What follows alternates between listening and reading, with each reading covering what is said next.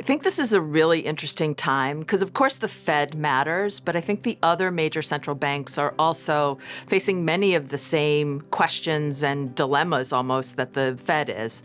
Looking at kind of what should they be doing with rates, what is the economy doing versus what inflation is doing and what they should do around that. So I think it'll be interesting to see the divergence between them, and could be some really good opportunities on a relative value basis. I think the last 2 years, as things have been so synchronous, we've had directional trades have been the ones that have worked the best.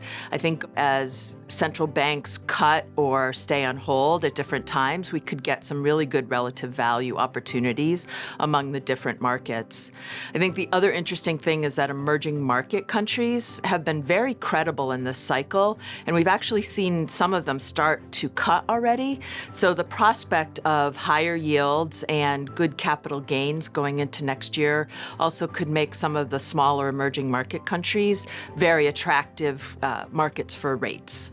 I think the Bank of Japan is a very interesting case. They haven't been hiking rates with everyone else, even though their inflation has been going up.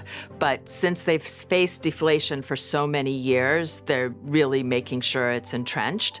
I think they have a window here as we head into 2024 with other central banks potentially starting to cut.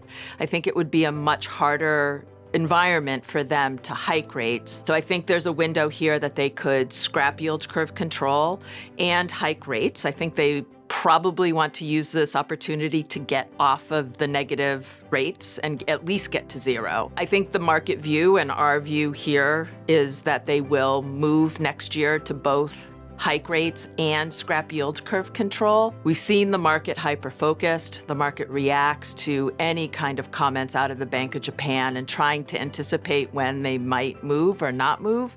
But I think we will see that sooner rather than later.